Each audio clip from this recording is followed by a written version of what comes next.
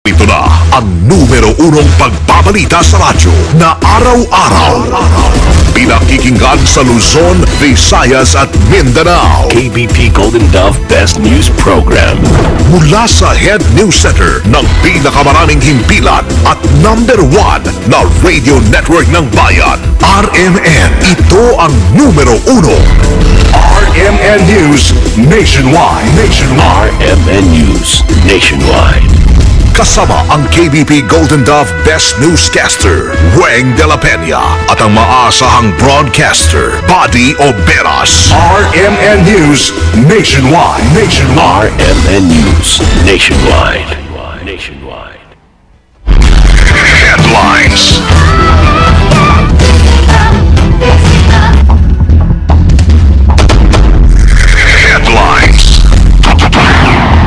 Umaga sa RMN News Nationwide, mga kasama. Malaking bahagi ng Luzon isinailalim sa signal number 2. Mga residente pinag-iingat sa baha at sa landslide. Patay sa 7 araw ng baha at walang tigil na pag-ulan sa Zamboanga City, sumampa na sa 6. Patay sa leptospirosis outbreak sa Olongapo, umabot na sa 8. Daang-daang pasyente dahil sa nasabing sakit patuloy na nagsisiksikan sa mga pagamutan. Pag-impeach kay COA Chairperson Grace Pulido Tan sa Kamara, itinanggi ni House Speaker Belmonte. Balitang negosyo, 2013 Organic Agriculture Congress, inaasang dadagsain ang mga partisipante mula sa iba't ibang rehiyon sa bansa. Balita, sa ibayong dagat ang China binansagang pinakamalaking oil importer ngayong taon. RMN News Nationwide. Ikaw ba ay tutungo ng Cagayan de Oro? For the best hotel accommodation, stay at the VIP Hotel because you are a VIP. Ikaw ba'y may tindahan, ha? Para sa ating mga suking tindahan, makinig ho kayo.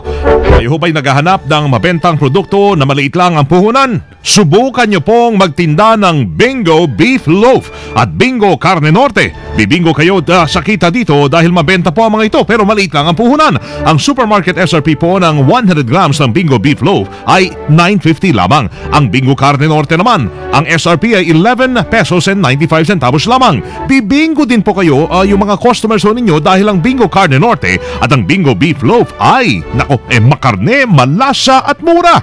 Kaya magmadali at magtinda na ho kayo ng Bingo Beef Loaf at Bingo Carne Norte sa inyong tindahan. Bibingo na kayo sa savings, bibingo pa kayo sa kita. Ang pinakamalaking mga balita, abot sa bawat Pilipino, saan man sa bansa. RMN News Nationwide. Buenos Dias, Pilipinas! Umaga ng Biyernes na ngayon, October 11, 2013. Ito ang numero 1 RMN News Nationwide. Ako si Weng de la Peña. Mabuhay Pilipinas, ako si Buddy Oberas. Tayo po ay live sa DXKR 639 RMN Coronadal, DXBC 693 RMN Butuan, DWAR 103.9 RMN Palawan at sa DXPR 603 RMN Pagadian. Live international via www.rmnews.com/TV at WRMN New York, USA at syempre sa lato ng ating mga numero 1 AM radio station sa buong bayan. RMN News.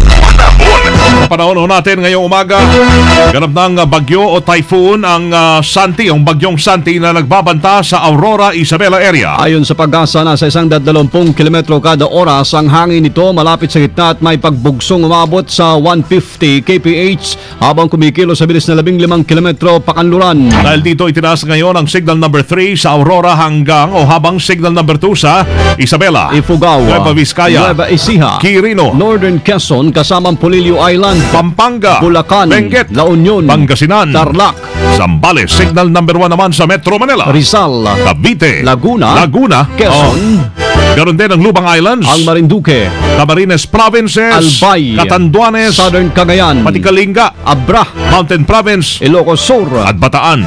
Inabiso naman ng pag-asa ang lahat ng mga residente sa mga nabanggit na lugar na maging alerto lagi sa mga banta ng pagbaha at landslide. At inaasahan po kasamang Weng mga kasama mamayang gabi bukas umaga maglalandfall si Santi sa Aurora, Isabela. Linggo pa ho inaasang lalabas ng Philippine Area of Responsibility ang bagyo na yan. Nakataas naman ang gale warning sa eastern seaboard ng Northern Luzon at Visayas. RMN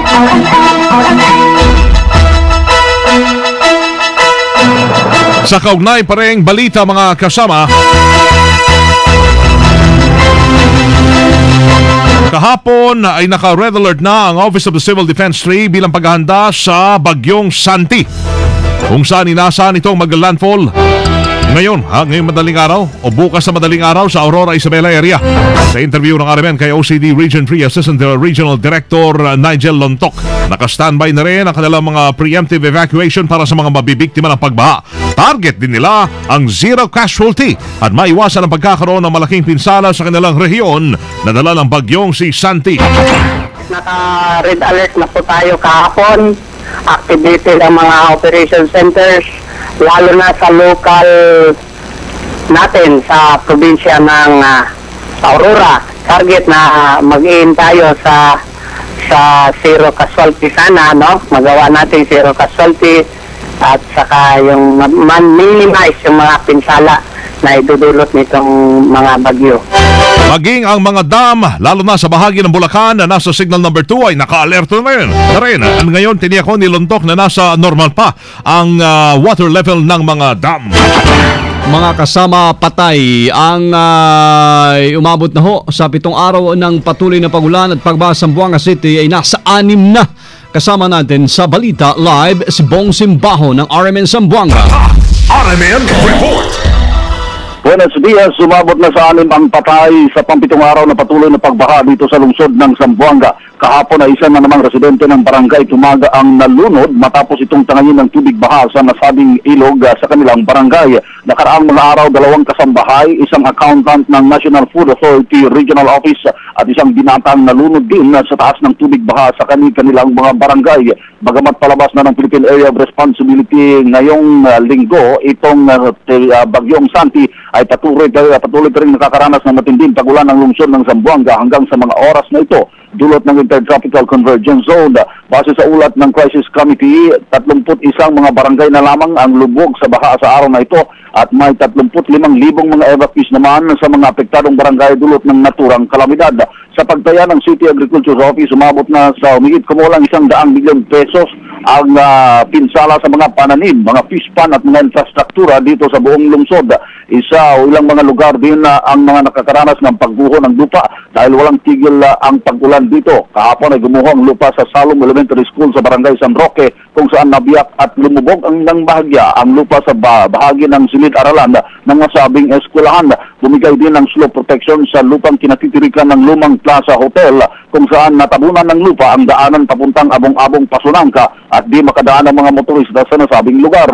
Ngayong araw ay sisimulan ng City Engineer's Office ang pagtanggal ng mga gumuhong lupa, paglinis ng mga bumarang estero at mga daluyan ng tubig sa buong lungsod, pati na rin ang rehabilitasyon ng mga bahagi ng mga slope protection na bumigay dahil sa matinding tubig baha. Dahil hindi pa rin humuhupa ang ulan ay nanatiling suspendido ang pasok sa lahat ng antas ng paaralan, maging publiko man o pribado. Karamihan sa mga apektadong mga eskwelahan ay bakas ang pinsalang iniwan ng tubig baha. Ngayong araw ay magbabalik na sa normal ang biyahe ng mga eroplano, barko at bus papasok at palabas ng Zamboanga at makakahinga na rin ng maluwag ang mga na-stranded na mga pasahero dito sa lungsod. Bukas ay pagdidiriwang ng lungsod ang fiesta ng Nuestra Señora la Virgen del Pilar. Ngunit payak lamang ang magiging selebrasyon dahil sa bukod na kinansila ang lahat ng programa, pati ang pagdaraos ng misa ay hindi maisagawa sa Fourth Pillar Shrine dahil hindi pa rin garantisado ang seguridad sa nasabing lugar dulot ng nagpapatuloy pa rin clearing operations ng militar laban sa natitira pang mga miyembro ng MNLF Renegades sa mga bakawan malapit lamang sa nasabing lokasyon. Kahapon ay may 2 MNLF Renegades ang napaslang ng militar sa sitio Bugok, Santa Catalina nang ito'y manlaban sa mga miyembro ng Philippine Marines na nagsasagawa ng clearing operations sa nasabing lugar. Pilit silang pinasuko ng militar ngunit manlaban ang mga ito. Na-recover sa kanilang posisyon ng 2 M14 rifles at mga uniforme. Ayan ang ulat buhat sa DXRC Zamboanga. Kasama nyo, Bong Simbahon, Tatak, RMN. Buhay naman ang mga binahang residente sa Negros Occidental unti-unti nang bumabalik sa normal. Kasama natin sa balita, Agnes Apostol ng RMN Bacolod. RMN Report.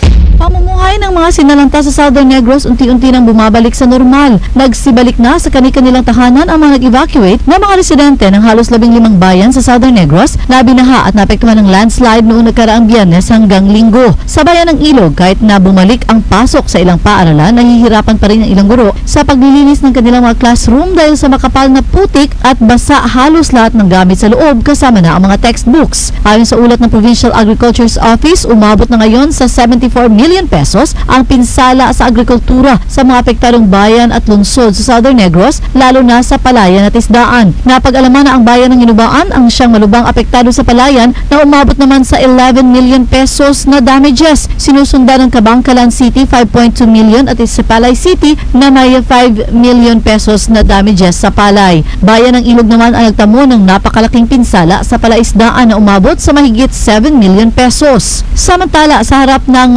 pagpasok ni Baguio Santi sa Area of Responsibility ng Pilipinas at kahit pa na malayo ito sa Negros Occidental, patuloy ang paalala ng provincial government sa mga residente na mag-ingat pa rin at magmatsyag upang maiwasan ang anumang pangyayari. Noong nakaraang araw, inaprubahan ng Sangguniang Panlalawigan ang recommendation ng Provincial Disaster Risk Reduction Management Council na isailalim sa state of calamity ang buong lalawigan ng Negros Occidental. Kasama mo sa DYHB Bacolod, Agnes Apostol, Tatak, RMN. Radyo mo nationwide. Kasama umabot na sa 8 ang mga nasawi sa leptospirosis outbreak habang nasa 300 na ang tinamaan din sa Olongapo City po ito. Ayon sa ulat, karamihan sa mga pasyente ay sinugod na sa James Gordon Memorial Hospital. Sinasabing seksika na rin sa nasabing ospital dahil sa dami nga ng tinamaan ng nasabing sakit mula sa 17, 3 barangay lamang sa Olongapo City ang hindi naapektuhan ng outbreak. Nabatid na bumisita na rin si Department of Health Secretary Enrique Ona sa lugar para personal na alamin ang sitwasyon. Hinihinalang nagmula sa nabuwag na minahan nang galing ang mga daga na kontaminado ng outbreak. Mga tinamaan ng leptospirosis na yan sa buong bansa, pumalo na sa mahigit 2,000. Kasama natin sa balita si Angel Ronquillo. RMN Report. Umaabot na sa mahigit 2,000 ang tinamaan ng namamatay na sakit na leptospirosis sa buong bansa. Ayon kay Health Secretary Enrique Ona, simula Enero 1 hanggang Oktubre 5 ay pumalo na sa 2,084 ang leptospirosis cases. Pero nanatiling mas bababa niya ito ng 68% kumpara sa naitalang kaso ng leptospirosis noong isang taon na umaabot sa 6,439. Sinabi pa ni Dr. Ona na nagkaroon din ng malawakang pagbaba ng leptospirosis cases sa Central Mindanao, Ilocos Region, National Capital Region, Western Visayas at Bicol Region. Base sa datos ng DOH, ang may pinakamaraming kaso ng leptospirosis ay mula sa NCR na may 663 cases, Central Luzon na mayroong 375 cases, Western Visayas na mayroong 248 cases, Calabarzon 195 cases at Davao Region na mayroong 140 cases. Karaniwan aning tinamaan ng leptospirosis ay may edad 2 hanggang 83 taong gulang at karamihan sa mga ito ay pawang mga kalalakihan. Kasama mo sa lungsod ng Maynila, Angel Ronquillo, Tatak, RMN. Radyo mo nationwide. Guinea House Speaker Sonny Belmonte Jr. na may planong i-impeach ang Kamara si Commission on Audit Chairman Grace Pulido Tan. Take out sa mga text messages na natatanggap umano ni Tan na may nagbabantang magpapatalsik sa kanyang pwesto, kung saan sinabi din na nababahala siya na baka magamit lamang ang pera ng gobyerno laban sa kanya. Pero ayon kay Belmonte, wala silang ganitong plano. Samantala, aminado naman sa Western Samar, Congressman Mel Sinin Sarmiento, Secretary General ng ruling Liberal Party, na maraming mambabatas ang galit sa kinukonsidera nilang mga maling audit ng COA sa PIDAP mula 2007 hanggang 2009. Matatanda naging kontrobersyal ang nilabas na report ng COA, mahigit sa 400 pahina, kaugnay sa paggamit ng Priority Development Assistance Fund allocations ng mga senador at congressman sa nasabing mga taon. Malacanang dumistansya sa posisyon ng isang maestrado laban sa pork barrel. Kasama natin sa balita, live si Grace Mariano. RMN Report. Dumistansya nga ang Malacanang sa posisyon ni Supreme Court Senior Associate Justice Antonio Carpio laban sa Pork Barrel Fund. Ito ay makaraang manindigan si Carpio na iligal ang pagbibigay ng executive branch ng pork barrel sa mga mambabatas. Ayon kay Presidential Spokesman Edwin La Cierda, inirerespeto ng palasyo ang opinyon ni Justice Carpio dahil sarili naman niya itong pananaw. Tinanggal na rin naman anya ng mga mambabatas ang pork barrel sa ilalim ng 2014 national budget matapos itong ipag-utos ni Pangulong Noynoy Aquino at inilipat na ang pondo sa mga implementing agencies.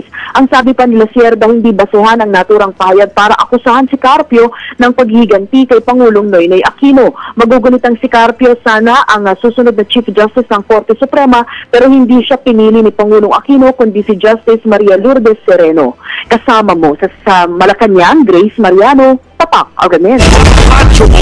Nationwide. OFW na inakusahan ng pamemeke ng dokumento ng kapwa Pinoy Dumepensa. Kasama natin sa Balita Live, Joyce Adra. RMN Report. Dumepensa ang OFW na pinagbintang nasa likod ng pamemeke ng travel documents ng mga kapwa Pilipino sa Saudi Arabia. Ayon kay Warren Villegas Soriano, binuweltahan lamang siya ng Philippine Embassy sa Riyadh matapos niyang ibunyag ang pagmaltrato at sex exploitation sa OFWs. Hinamon din ni Soriano ang embahada na maglabas ng mga ebidensya hinggil sa sinasabing pamemeke niya ng travel documents ng undocumented OFWs. Ayon pa kay Soriano, ang Philippine Embassy ang dapat magpaliwanag kung saan nanggaling ang mga pekeng pasaporte. Kasama mo sa DFA, Joyce Adra, Tatak RMN. Nationwide. RMN News Negosyo. Mga kasama, inaasahan po ng Department of Agriculture ang pagdalo ng 50 kalahok sa bawat rehiyon sa buong bansa sa 2013 Organic Agriculture Congress. Ayon kay DA Region 8 Executive Director Antonio Gerundio, nasa 30 rito ay mga magsasaka at 20 naman ay mga kinatawan mula sa Regional Coordinating Agency. Lain po nito may pagbigay alam sa mga magsasaka ang tamang paggamit ng organic products sa nilang mga tinatanim, pagkakaroon ng production at marketing support, gayon din iba pang pag-aaral tungo sa magandang pag-aani. Gaganapin ang aktibidad sa Philippine International Convention Center o PICC sa Pasay, October 17 hanggang 19 ngayong taon. RMN News Abroad. Binansaga ng China bilang pinakamalaking oil importer ngayong taon. Ayon sa US government data, nilampasan ng China ang Amerika o Estados Unidos sa pag-i-import ng petrolyo sa 6.3 million barrels kada araw. Dahil dyan, tumaas ang sweldo ng mga trabahador sa Beijing, maging ang kanilang ekonomiya. Nabatid na gasolina ang pangunahing vehicle fuel ng nasabing bansa. Kasama live na live pa rin mula dito sa RMN News Center sa Makati City, Metro Manila, Philippines. Inyo pong narinig ang numero 1 RMN News Nationwide. Ngayon ay Biyernes na October 11, 2013. Sa mga taga Rojas, susunod na po dyan sila kasamang Joe Ben Anisco at Jesse Liege sa RMN News Diretso. Balitang Rojas sa DYKR 1161.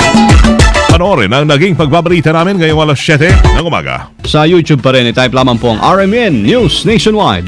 Thank you, Lord, at tayo po ay nagkasama-sama muli. Salamat po sa inyong naging panahon sa amin. Kasama nyo sa serbisyo publiko si Weng de la Peña. Si Buddy Obera. Dito pa rin sa tahanan na may pinakamaraming number 1, pinakamaraming himpilan. RMN. Radyo mo, Nationwide.